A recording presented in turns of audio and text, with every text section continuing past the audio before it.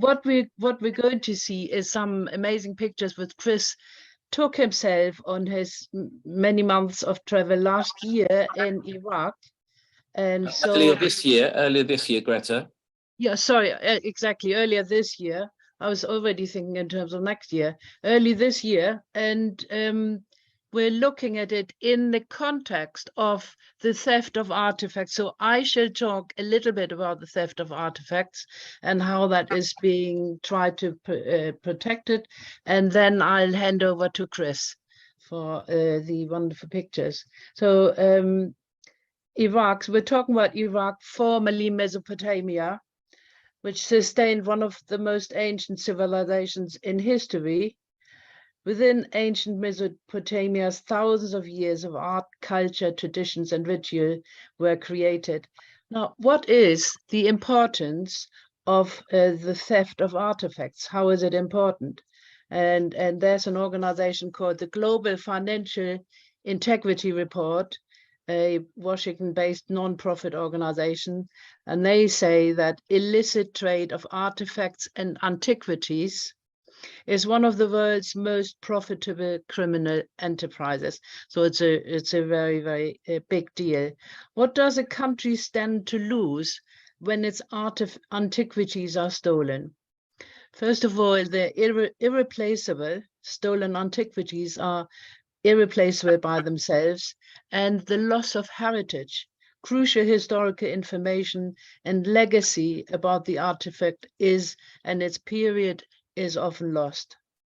There are nowadays a number of organizations that have created rules that should govern and protect artifacts, and these are, for instance, UNESCO. UNESCO confirmed that ISIS trafficked in art and antiquities to finance its operations and earned approximately $1 million revenue per day. Artifacts are also protected under the Hague Convention of 1954. This provides for protection of cultural property in the event of armed conflict. Rules to protect cultural goods during armed conflicts, such as monuments, art, archaeological sites, scientific collections, manuscripts, books, and other objects of artistic, historical, or archaeological interest to ensure the cultural legacy doesn't get affected during the war. The Hague Convention was adopted in the wake of the severe cultural destruction that occurred during the Second World War.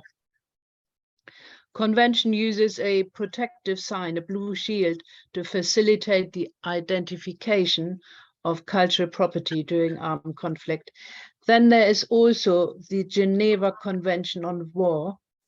Under Article 53 of protection of cultural objects and of places of worship in the event of armed conflict, it provides for protection of UNESCO World Heritage Sites.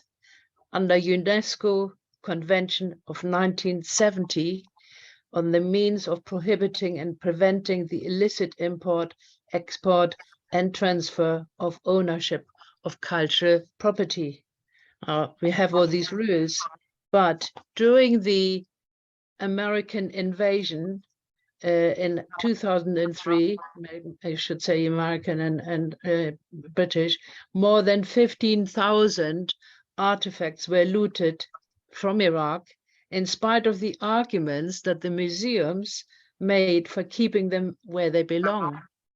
Thousands of artifacts were stolen directly from archaeological sites without knowledge upon their current location now. So they may have been lost. One doesn't know where they used to come from. The particular issue of stolen artifacts isn't one that is only noticed within the case of Iraq.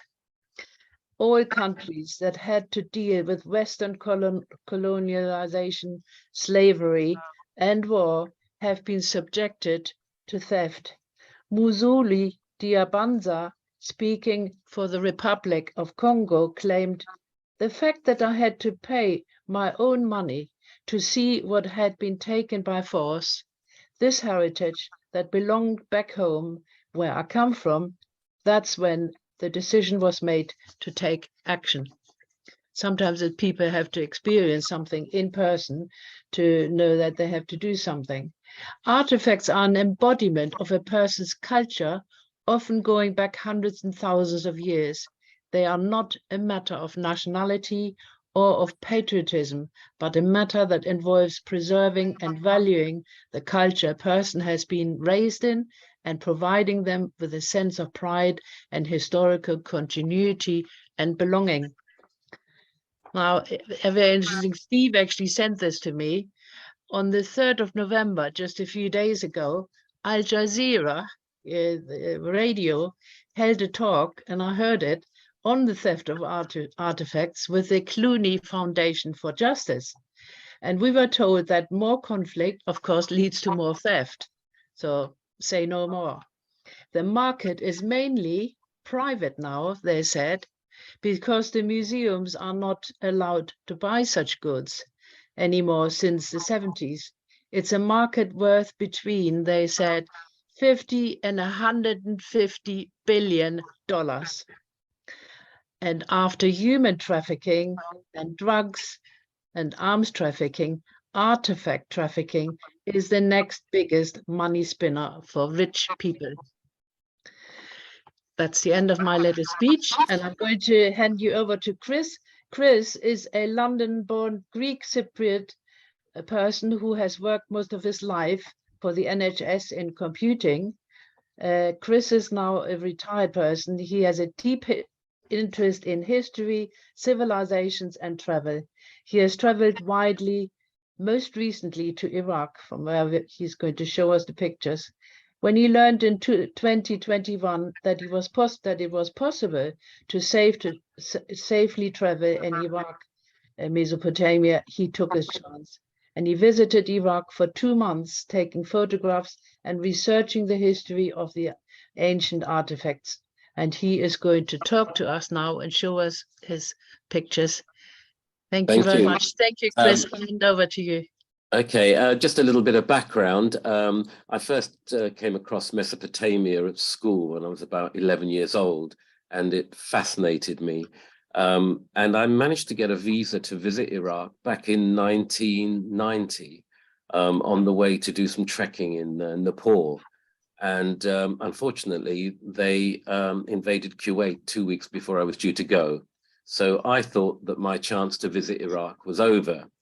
But last year, people started putting YouTube videos. Travel vloggers were actually going to Iraq and getting visa on arrival, which has been possible since April 2021. Mm. And I thought, oh, I must do this. And so we did. It was a 2-month trip. It actually was a bit more than 2 months. The first 3.5 weeks were in Saudi Arabia. That was also a new country that's just started issuing visas, tourist visas. And we were able to visit Madin Salah, which is a version of Petra, but in northern Saudi. And then we had a week off in Dubai, where we enjoyed Afghan, Pakistani, and Indian food in the old city, not a skyscraper in sight. And then we spent a whole month, just over a month, in Iraq itself. So I'll just share my screen, which is that. Now, can you all see the screen there? Lovely. And you can still hear me, yes? Yeah, thank you. Okay. Now, obviously, let's see if we can move forward. Yes, here we are. Now, this is the famous Ziggurat-ur. Now, we did Iraq, essentially we did it by ourselves. We booked the flights, we had accommodation, but there were a couple of places where I booked local tours with companies that I found through YouTube. And Ur was one of them, for the simple reason that Nazariya is near Abu Ghraib, the prison. So you need to have a contact in the town before they let you in. So we found a guide through another contact, and he took us to the Mesopotamian marshes as well, and he took us here. The other place we did was Samarra, but obviously Ur is a fascinating city, and it's famous for its ziggurat. It was built by the Sumerians, but added to by the Babylonians. And Ur was the largest city in the world between 2030 and 1980 BCE. And here you got the birthplace of Abraham, or so they say. So there are some buildings that have been excavated, but the ziggurat is quite spectacular. And the main staircase was rebuilt by Saddam Hussein's regime. The lower part is essentially Sumerian. As I say, the top bit is Mesopotamian, Babylonian. Now, in Ur, writing was invented, astronomy developed, the wheel, agriculture, and it used to be by the river Euphrates. Now, the river is now 12 kilometers away in the nearby town of Nazareth, and it used to be by the sea, but the sea is silted up, and the sea is now 200 kilometers away. So it's in the middle of the desert.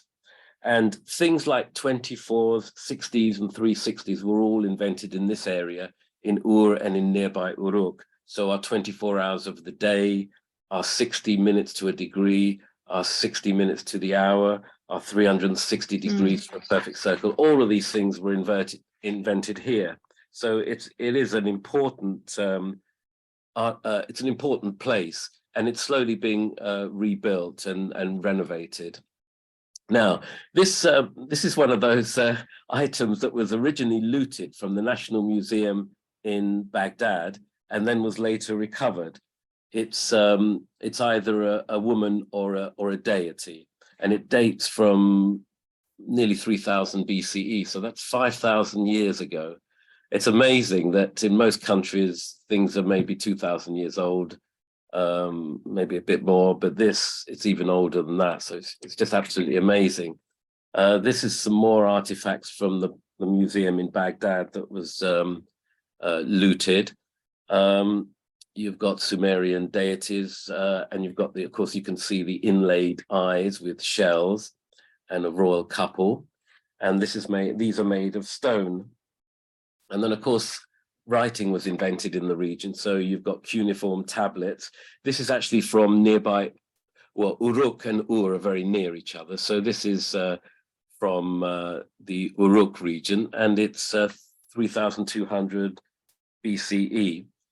And you can see the writing, and most of these tablets are basically a trade, you know, how much of something somebody's got and stuff like that. So yeah, just normal trade stuff, but occasionally you do find mathematical texts and astronomical texts. This is your work vase. This is a close-up of it, and as Greta said, this was actually looted as well, but it came back, and it's lovely. We spent a week in Baghdad, and all of that time the museum was actually closed. And then we went off to other places, and the moment we left, we found it opened. So we actually did the Baghdad Museum as a day trip from one of the nearby cities, Kerbala. And I wasn't going to miss that museum. Now, Assyria is one of the highlights of going to Iraq, because the reliefs are just wonderful. We've got lots of these in the British Museum. There are some in the Louvre, some in Berlin. And they're quite similar in a lot of ways to items that you find in Iran.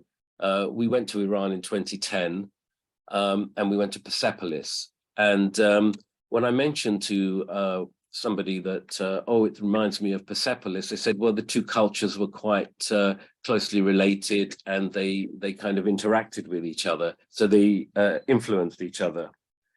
So that's so many of these. I mean, this is just a few that I've managed to display. This is one of my favorites. It's a beautiful painted tile. It's a figure of a soldier, and it's from Nimrod, which was an Assyrian city between 1350 and 610 BCE. Now, this city is near Mosul, which is at the moment in ruins. And the city itself, Nimrod, was one of the cities that was destroyed by ISIS. They basically bulldozed everything. So there's really not that much left there. There are other places around that area that ISIS took control of, and they did damage, but with Nimrod, it was completely destroyed. And ISIS really is a result of what happened when the US invaded Iraq. There was an insurgency, and then these people came along. They're fanatical Sunni Muslims, so not only do they hate non-Muslims, but they even hate the other branch of Islam, the Shia Muslims. So everybody got a really bad time with these people around, and they're also in Syria as well.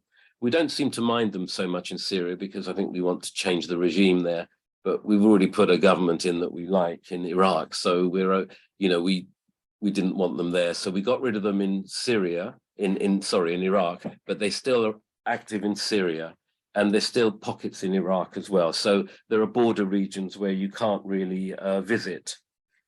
So that's interesting. And this is an Assyrian seal. There are loads of these. This particular one I photographed in the museum in Nasiriyah, which is a nice new building. And they've got a whole room of these. And somebody said to me that they are the passports of the era, because each person would have their own seal, and you would sort of show it whenever you wanted passage somewhere, or when you wanted to sign a letter or something like that. So they were almost like a personal, like a fingerprint, if you like. This is also Assyrian. These are the winged bulls. There are plenty of these found in palaces in the north of the country. There were some in Nimrod as well, but they were all destroyed. I think many of you will have seen the videos of ISIS smashing these statues up, but some of them have survived and some of them are in the various museums. This is in the National Museum in Baghdad. Everything in the run by the government opens between 8 and 1. So if you want to visit this museum, you have to go in the morning. So you do the museums, the palaces, all of that in the morning, and then you do things like the mosques and the markets in the afternoon. Now this is Babylon, and we did Babylon from the nearby city of Kerbala. It took us an hour. We jumped on a tuk-tuk to the bus station and then took a minibus for about £2 for the 50 kilometers to the nearby town. And then they basically looked after us. They stopped near the taxis and said, take these people to the taxi, to the Babylon, and don't overcharge them. So we got a little ride for the last 5 kilometers to here. Now, this is a copy of the Ishtar Gate. It's not the Ishtar Gate proper. It's a 2/3 size gate, because the original was taken away by Germany, and it's in Berlin, in the Pergamon Museum. Now, Greta said that Iraq was the last trip we did. That's strictly not true. We had a quick flight over to Europe in September, and one of the places we visited was Berlin. So this is the real Pergamon Gate from the Pergamon Museum in Berlin. And it is spectacular. We were so awe-inspired by this that we sat in this room for about an hour just looking at it. And it's really spectacular. Now, in Babylon, a certain Saddam Hussein decided to rebuild the walls because he saw himself as the new Nebuchadnezzar. And you can see this is the palace. This is the restored palace. And you can see the bricks near the bottom are darker. They're the original bricks, Nebuchadnezzar's bricks, and they have got his name on them. So Saddam Hussein, not to be undone, decided to put his name on bricks. Now, we've done a lot of traveling. Iraq was my 120th country, and we've learned how to read things like Cyrillic, and we can read Arabic. So this is actually, says Saddam Hussein, there's the S, there's the D, there's the A, there's the M, this little thing here, there's a H, there's another S, a different S, an E sound, and an N. And that actually says Saddam Hussein. So we managed to locate that by ourselves. Nobody pointed that out to us. So we're very, very pleased with that picture. Now, Babylon was damaged by US forces. They had a military base in the palace overlooking, and they set up a helipad there, and that did quite a bit of damage. And I think there were some Polish forces as well that dug trenches, and they dug them through part of the archaeological site that hadn't been excavated properly yet. So there's been a lot of damage, but there's a large area to see. You could easily spend a whole day there. There's plenty to see. and there were actually two Babylonian empires. There's the old one, which is from the Sumerian times, and the newer one, which is from about 580 BC.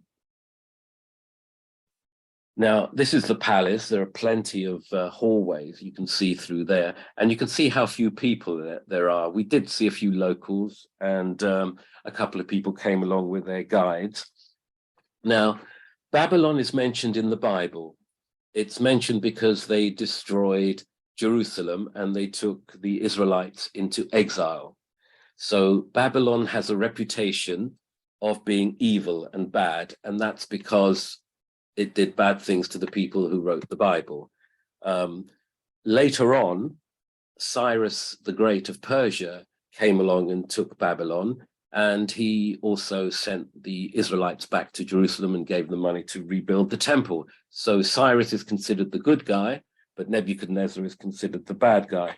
And Babylon is even used by some people to mean, as a slang name for the police in London and for authority.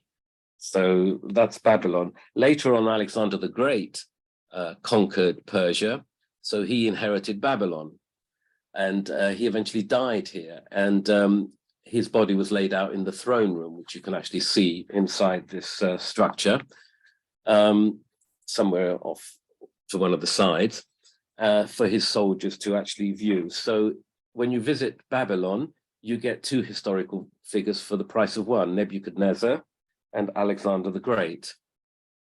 Now, this is the area where the foundations of the original Ishtar Gate was, and you've got this creature which is called a chimera, and it's got the head of a dragon, a tail like a snake, the back claws of an eagle, and the front claws of a lion. And the lion is a symbol for Ishtar, the goddess, who was a forerunner of Aphrodite and Venus. The Ishtar Gate now, the copy, is at the entrance. So when you come in just after you bought your ticket, but originally it was at the end of a long processional way next to the palace. So that's that.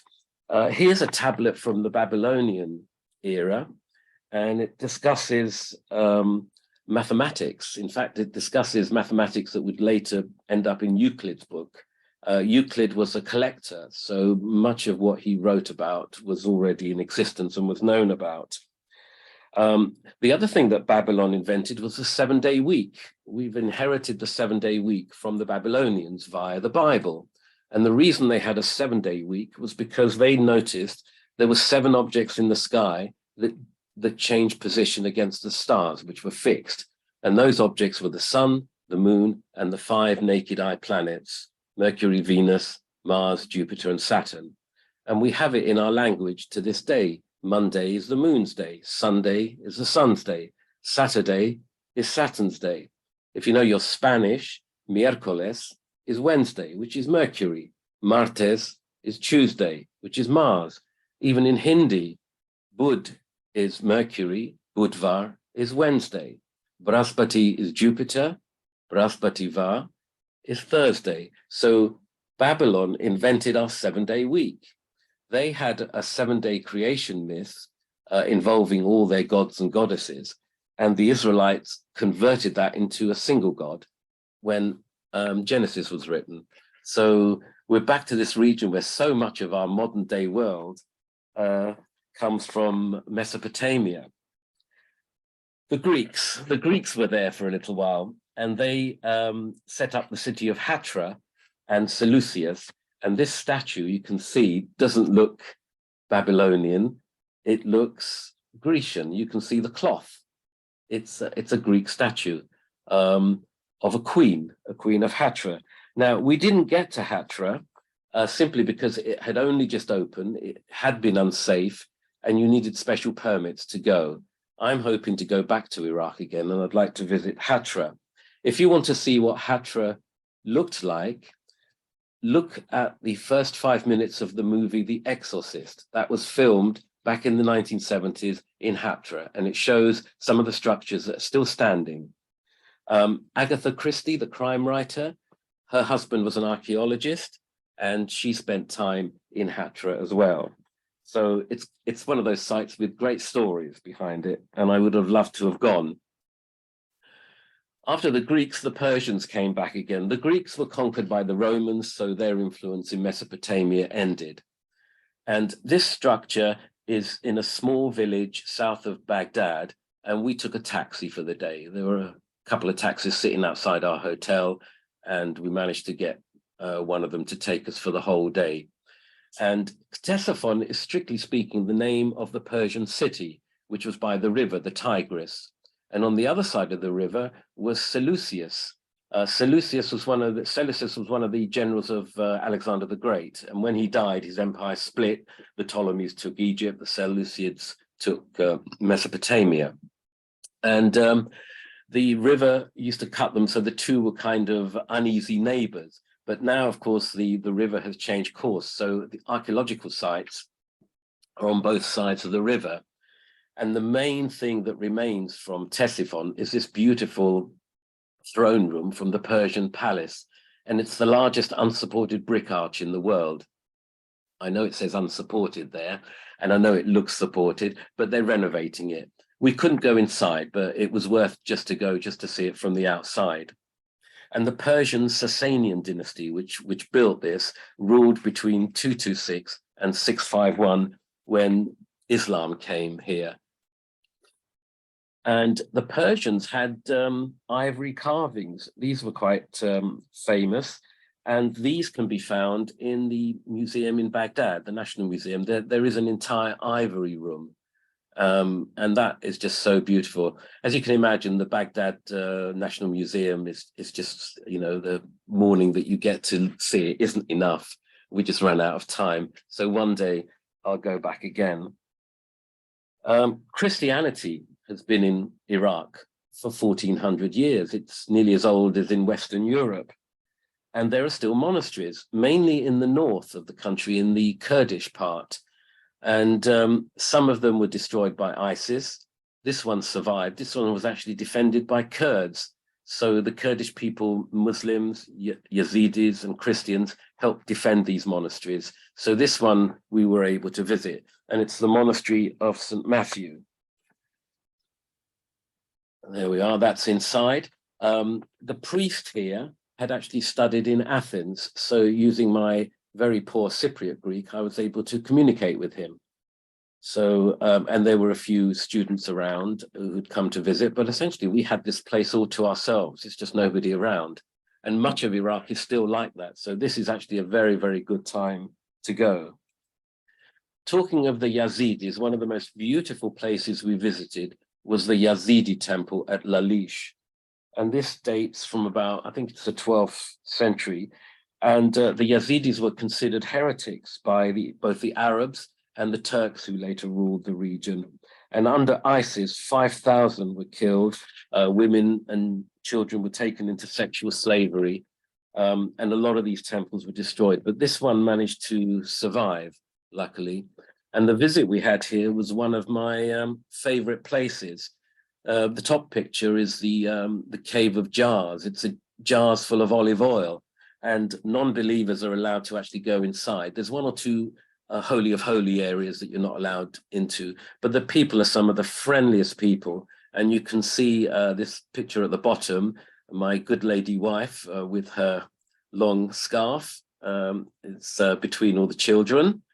And people there were inviting us for lunch with them. And they didn't want us to leave. It's just a really, really lovely place. The Yazidis are basically monotheistic. They believe in angels.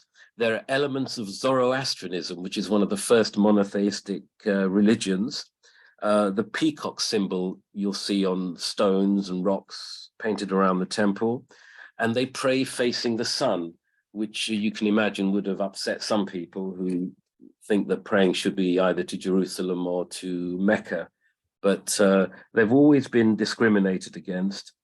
And they also do baptism as well. So it's like a mix of ideas. Zoroastrianism, a little bit of Islam, a little bit of Christianity. Very, very interesting religion. So this is the ancient world of of Iraq. You've got the Sumerians are the earliest ones. The Assyrians and Babylonians were kind of contemporaries and overlapped, and the Assyrians were mainly in the north, the Babylonians in the center of Mesopotamia. Then the Persians came along from their capital in Persepolis, and the Greeks came along, Persians came back again, and then finally Islam arrived. And Islam has some really excellent shrines. This is Kerbala, or Karbala. Arabic doesn't write the short vowels, so there's always more than one way of pronouncing these things. And this is the shrine of somebody called Hussein, and it's considered as the third holiest site for Shia Muslims after Mecca and Medina. And many of their shrines have got gold on them, gold panels, either domes or minarets. Very, very beautiful. And this area, this shrine, it's the size of a whole city block. And just to show you that it's not just the Americans and ISIS that do the looting and everything, Saudi Arabia actually looted this place back in the early 1800s. The idea was that the Saudis are Sunni Muslims and they didn't like the Shias, so they went and told them about it and looted the place and destroyed a lot. So this was rebuilt again from the early 1800s.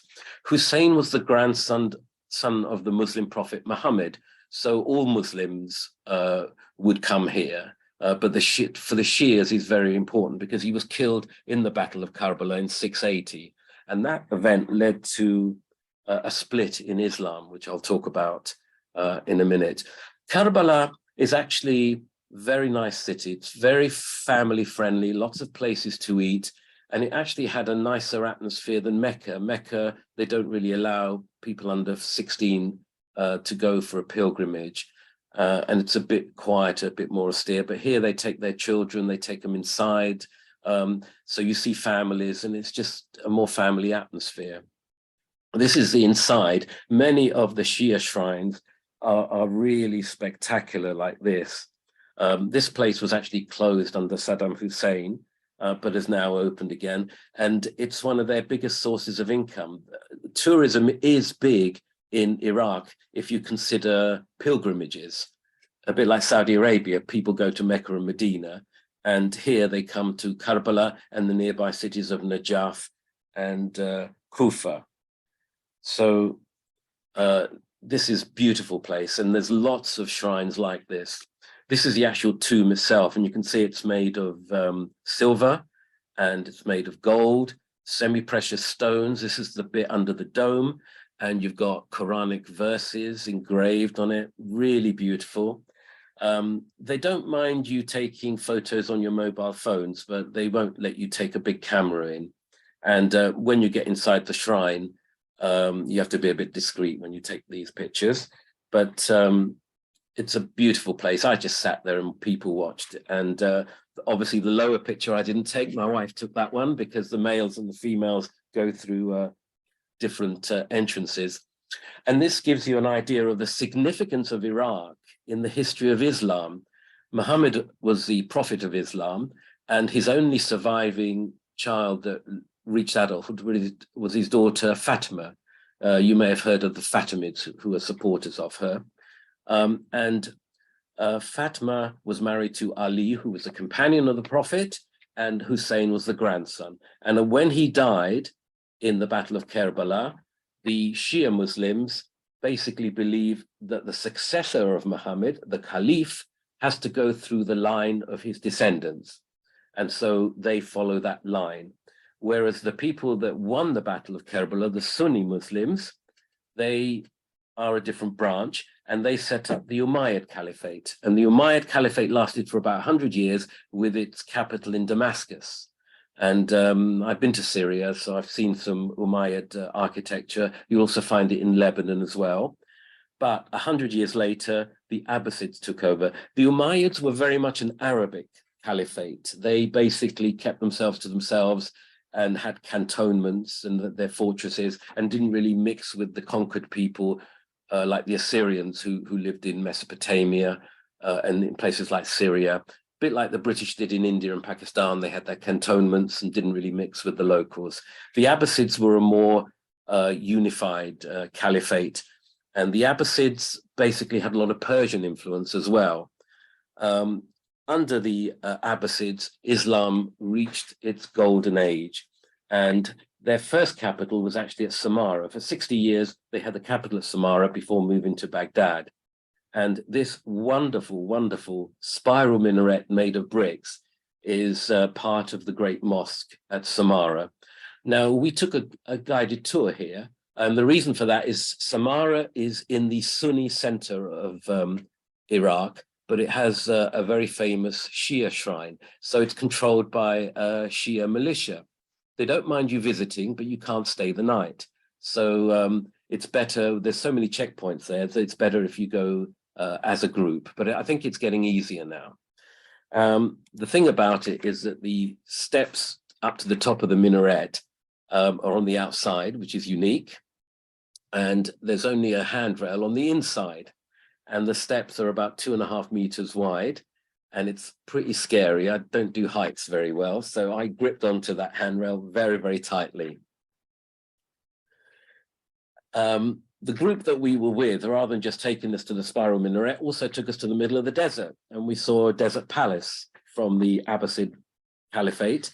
And there's the dates there, 750 to 1258. And this palace was actually, up until about 2 years ago, you couldn't visit this. It was unsafe. So more and more of these archaeological sites are becoming accessible now. And we were very, very privileged to see that. Now, the capital then moved to Baghdad. And this is the only remaining part of the city walls, the Wastani Gate. And I know you got some barbed wire there. That's because we're taking this photograph from underneath a motorway that goes around the city. So you can access it, but we weren't on the right side to access it. We'd gone to see a shrine in Baghdad. So we haven't actually visited this place, but we got to see it. Now, the Abbasids, this is beautiful carved gateway to a mosque. And this is actually in Baghdad itself. If you go to the old city, you will see these. And the Abbasids were the golden age of art, science, and literature. So while Europe was having a dark age, we talk about the dark ages, the Abbasids were actually having their golden era. This is an Abbasid perfume bottle from the 900s. And you'll see this in the museum in Baghdad.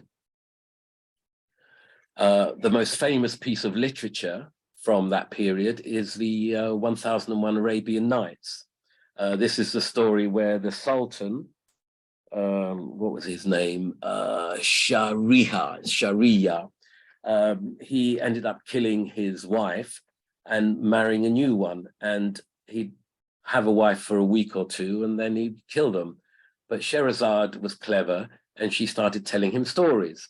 Ali Baba and the 40 Thieves, Flying Carpets, the Aladdin, and she always left him on a cliffhanger, so she stayed alive that way. That's the story. Now, in Baghdad, there are many of these bronze statues with different stories. You can find a square, which is really a roundabout, with Aladdin's lamp. There's another one with the maid about to pour oil in barrels, so that where the 40 thieves are hiding. There's a flying carpet near the Babylon Hotel where all the journalists used to stay. This place was about 2 minutes walk from where we stayed in Baghdad. We stayed in a suburb called Kerala, which was very, very nice. Now, Al-Biruni was under the Abbasid Empire, and he was actually based in Uzbekistan. The Abbasids stretched all the way to Central Asia. They covered the Levant, they covered Egypt, all the way to Morocco, and even parts of Spain.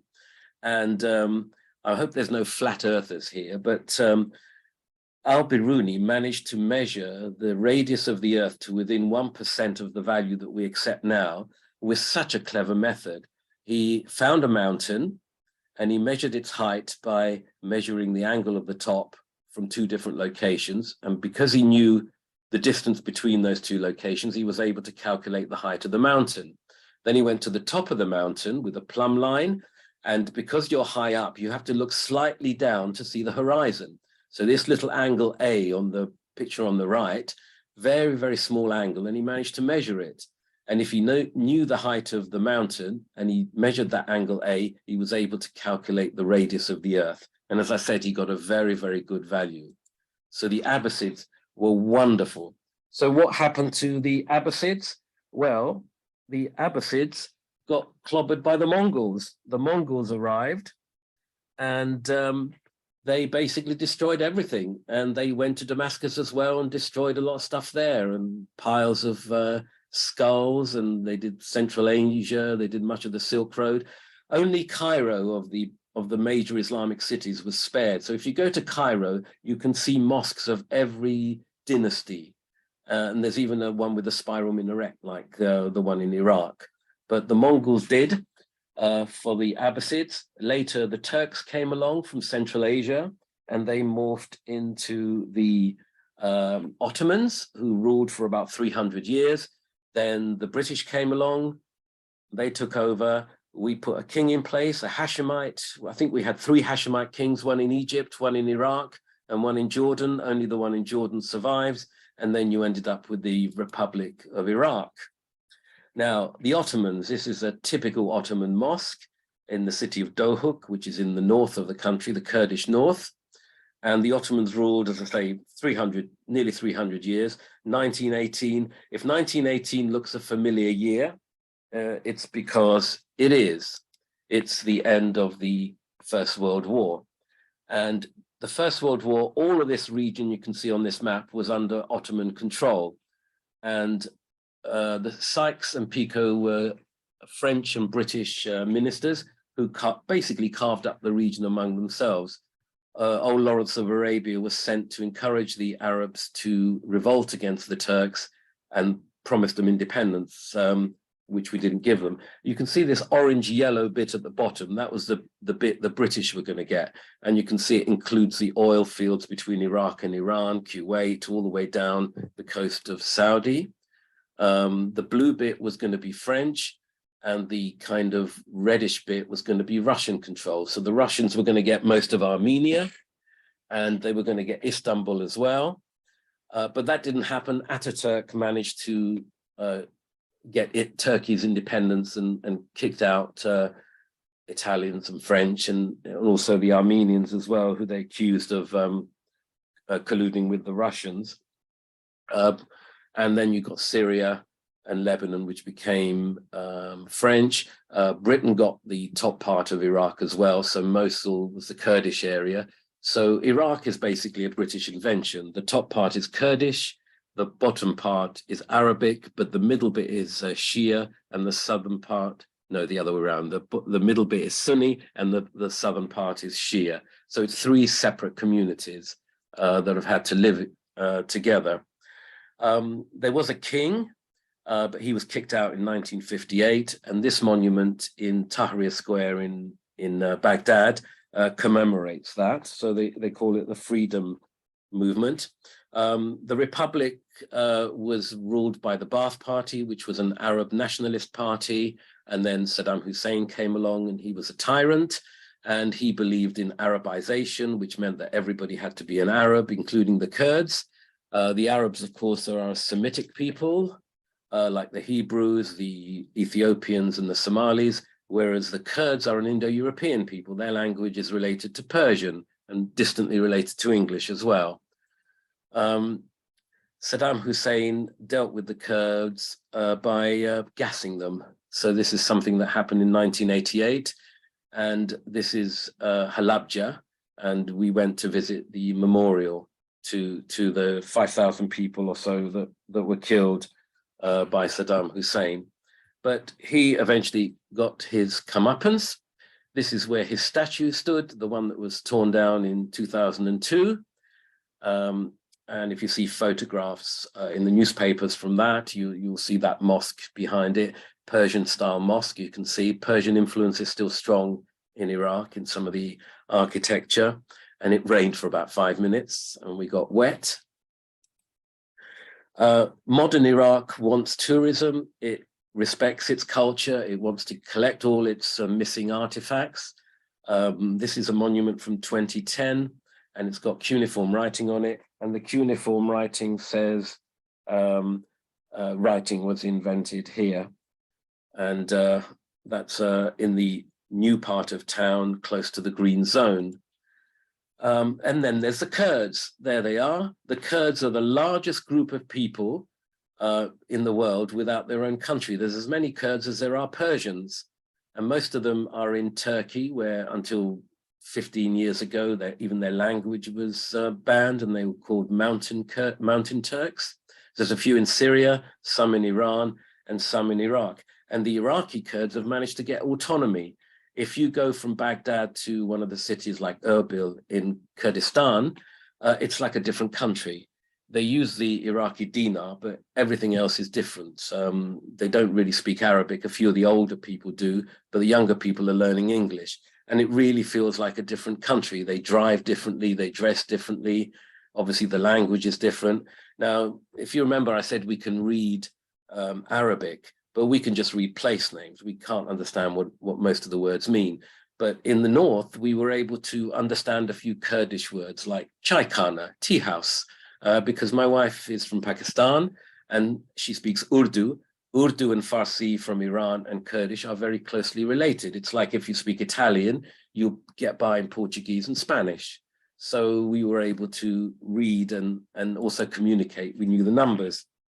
Iraqi Kurdistan is autonomous, and it's got its own flag and its own language. You can see the flag there with the sun symbol. And the sun symbol is actually a Babylonian sun symbol. So it all goes back to Babylon, back to Mesopotamia. And we had a very, very nice time. The Kurds celebrate Nowruz, which is the Persian New Year. And that's on the spring equinox, 21st of March. And many, many countries celebrate the Kurdish New Year. And the people dress up, and you can see the clothes they wear, very different to the Arab clothes with the headdress. The man is wearing a kind of shalva, like a shalvar kameez. And the women actually order their material from India, and they have it made locally into clothing. And I'll end with a view of, it's actually not my visa, my wife's visa. That's what you get on arrival, and it's valid for 1 month. And that's it. And here I am again.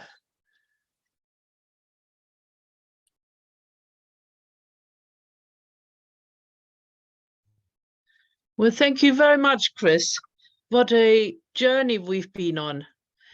Fascinating through time and wonderful pieces of work and also history. And it astonishes. It's astonishing how so much is in that particular part of the world.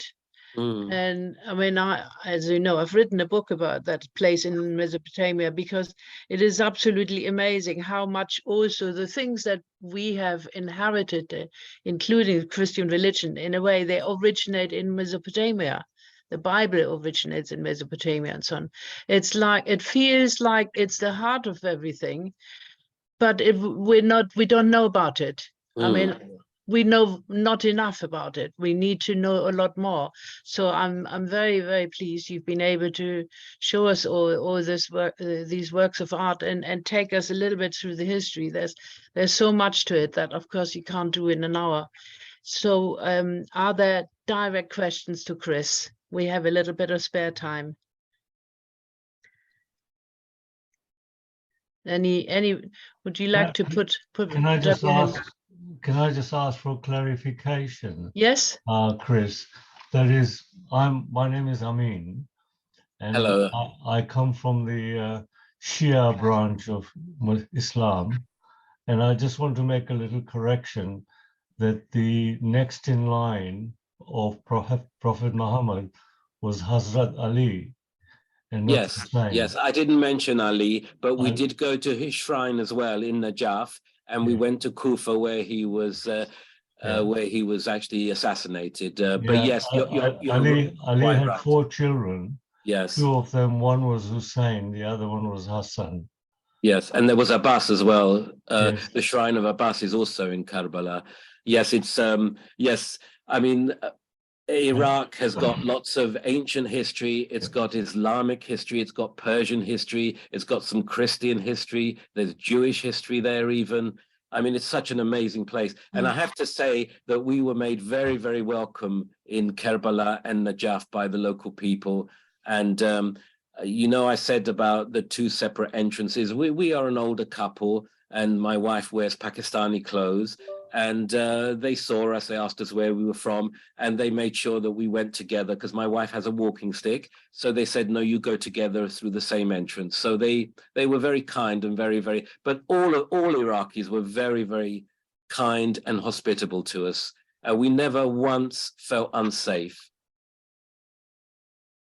Thank you. Thank you very much. You can probably always see we have messages here of thanking Kryss for the journey you've been undertaking, and how much we have to read up now to learn even more about these wonderful places. So any other questions or contributions?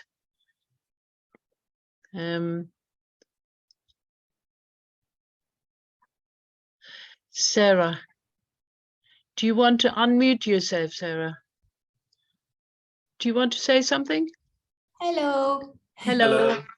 I've just been reading about this area, and wasn't there a mass slaughter of the Shia in Yes. 1991? Yes. That was Yes. by Saddam as well, wasn't it? Yeah, Saddam was from the city of Tikrit, which is just north of Samarra, where the spiral minaret was, and that was the Sunni heartland. And not only was he wanted to Arabize the Kurds, but also he didn't like the Shias either. And I think the Shias wanted to be more independent as well and wanted more autonomy. He did close Karbala for a while. So yes, the Shias have been subject to persecution. In Saudi Arabia, they were subject to persecution as well. So yes, that's definitely true. Yes, I mean, he wasn't very nice. But I mean, when he gassed the Kurds, we supported him because at that time, Iran had just overthrown the Shah, who we kind of put in place with the Americans back in 1953. So Saddam was our little baby, you know, and when they invaded Iran, the British government supplied him with materials to make the gas. You know, the Americans backed him, vetoed all criticism. You know, so we are not completely blame-free in the things that have happened. And let's not forget, we divided the region. Exactly. Culturally, there's very little difference between Syria and Iraq. And, you know, I mean, the people on both sides have very similar cultures. And that line in the sand was put there by us and the French. We basically divided the land without, you know, taking attention to who lived there and whatever. So, you know, we you know, and even though I was British and I said I'm British, you know, although my family is from Cyprus, so ethnically I'm Greek, legally I'm British, culturally I'm a Londoner, you know, even though I was British, people were very hospitable, very friendly, even in places like Nasiriyah, where the British Army bombed all the bridges. You know, we went to a supermarket and bought a couple of drinks and we told them where we were going to visit and they wouldn't take any money off of us. You know, I mean, the hospitality in Iraq was just, it was humbling, really was humbling. Thank you. Thank you very much, Kryss. They weren't taking it out on you then. No, I mean, no. in a way, the Sykes-Picot agreement was already I mean, that was a huge betrayal, of course. I don't know, have you heard of a woman called Gertrude Bell? Yes, we wanted to go to her grave. Yeah. Her grave is actually in Baghdad, but you know, we were only in Iraq for a month. I mean, that really is so you can't do everything because of course, yeah, she's written about it, and yes, she was has. one of the most amazing women who's been spoke all the languages. She helped set up the said Iraq at the Museum. time, Sorry, the Arabs had been betrayed. Yes.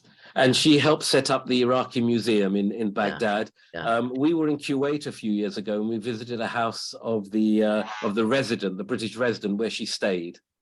So yes, next time we'll go and put a little flower on her grave. Just shows you there is just so much to see, and I mean, one could go again and again just to get in touch with this amazing early culture that really we all sort of came from. We've all benefited from it. So other contributions or questions from anyone? Greta, can I just take another question? I just want to ask about when you visited these sites in Iraq, such as the artifacts museums of the ancient time period, which were looted and transported all around the world. The return of it is an amazing story, I would say, because I think there were some bits that were in Sotheby's and places like that for sale.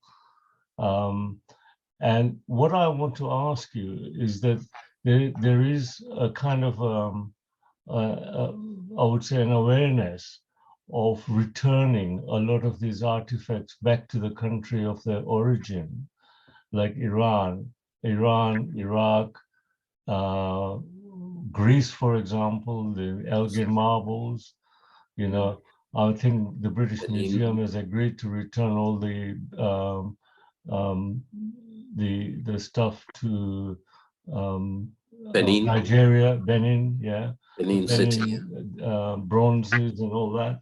So what was your interaction with people there in terms of, did you have any thoughts, or have you got any thoughts, or did you come across any discussions on that?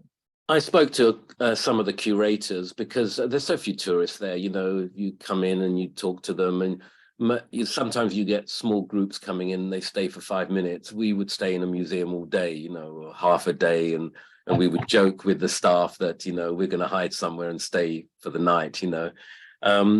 So we spoke about it. I spoke to one person. We were talking about the Ishtar Gate and some of the things that went looted and the damage that was done. But the guy looked at me, rolled his eyes, and he said, Ali Baba. That's all he had to say. It's been happening for a long time. I mean, even when Ur was built, it was built by Amorites, who are actually from the Levant, from the Jordan area. So they must have come and taken somebody else's. It's a history of humanity that we go to places and we impose our culture.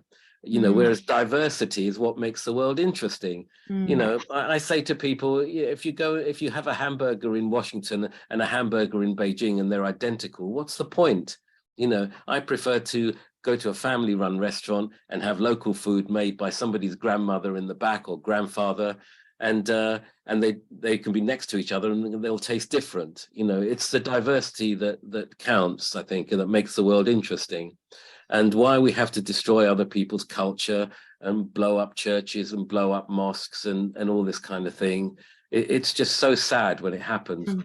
But even with all that's happened in Iraq, it is worth a visit. And 1 month, if you went for a month, it wouldn't be enough time.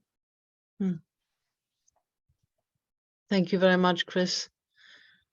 Yeah. Greta, David and Anne both wish to ask a question. Yep, Anne. Hi, Anne. I just wanted to say that was an amazing presentation. I learned so much from it. It was fantastic. Thank you. But what I'd like to say is that I was amazed that so much actually remains intact. I was expecting, much more devastation. Obviously, things have been restored, and money presumably is being spent on that. But, I was just amazed to see so many beautiful memorials and architects, artifacts, that they are still intact.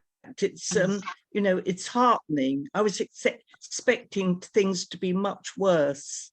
No, there's a lot to see. I mean, the Nimrod is the one that was just completely bulldozed. That's just a pile of rocks now. But the walls of Nineveh are still there.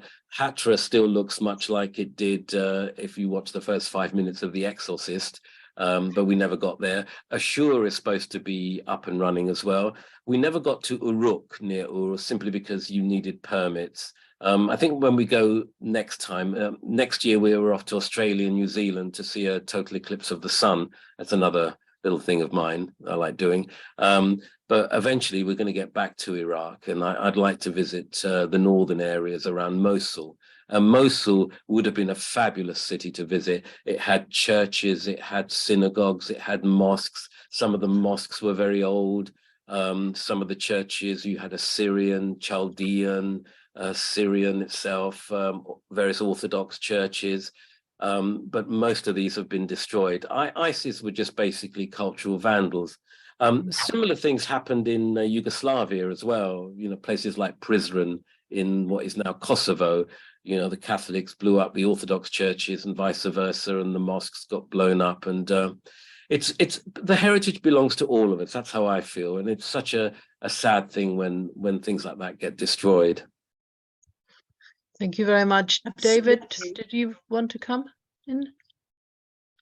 David, can you unmute yourself? I'm just about to do it. Thank you very much, Chris. That was excellent. I really enjoyed the history and the culture all mixed up together and bringing in the politics as well. I thought that was very useful. It's great to see the actual places that you read about. You might read them in the news headlines, and you don't really get the detail. You just get what they want us to hear about the politics of the region. But with things like this, you can start thinking for yourself about how it relates to all the literature and the history and the contemporary politics. And I was thinking, just when you mentioned the Yazidis and the horrors they went through, and still going through to an extent, you know, they haven't been recompensed for what happened to them. And also the question of the role of Turkey in the region. I mean, Turkey's working with the government in the Kurdish region at the moment. A lot of the buildings are being constructed by Turkish companies. Irony of irony. Oh yeah, I was saying that. Look at the history of the way that Kurds are treated in Turkey itself. Yes. And the way that Turkey as a state is one of the closest commercial allies of the government in the regional government in Iraq, which is a bit of big irony actually.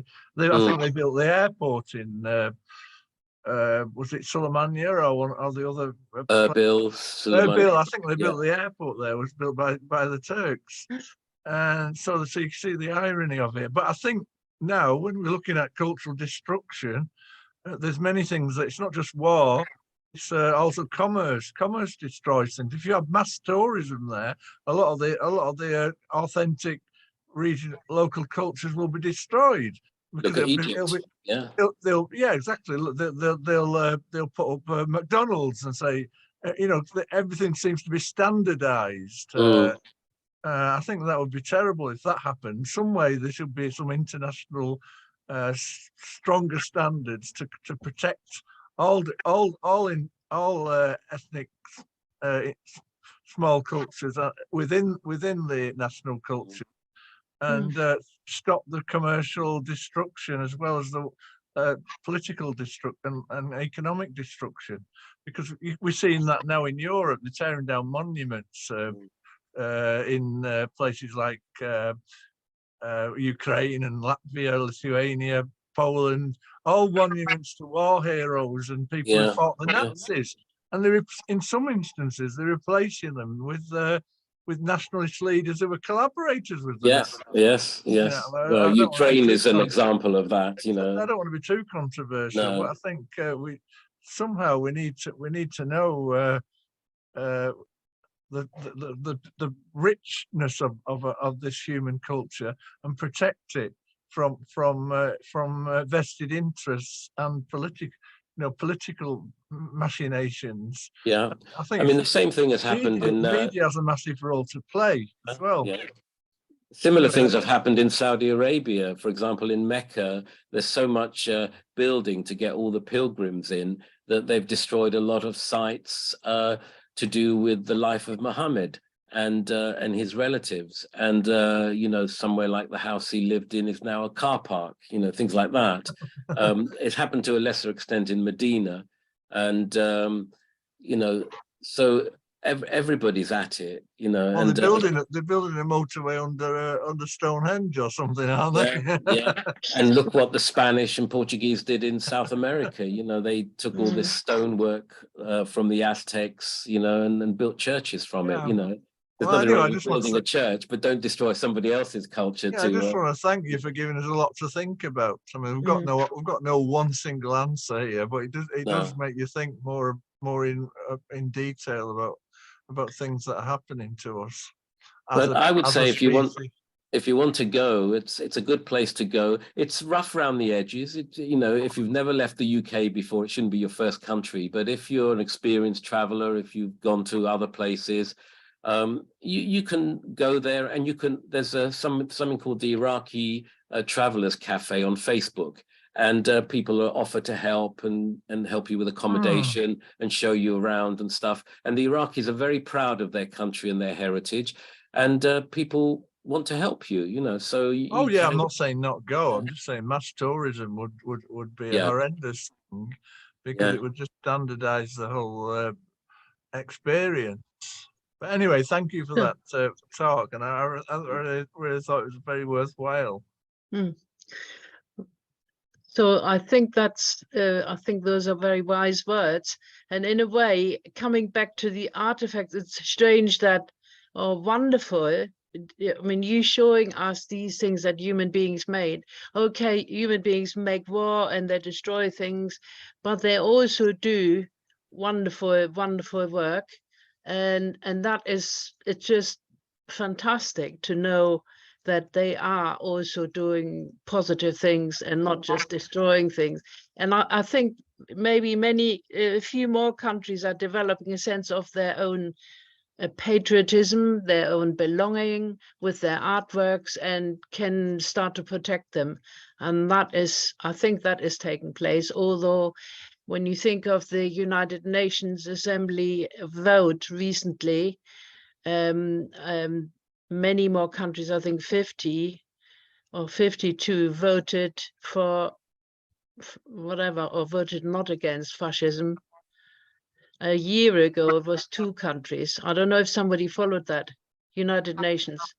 I mean, there are, as ever, there are terrible things going on and painful things, but it's important for us to bear in mind there are beautiful things, and human beings will be creative forever.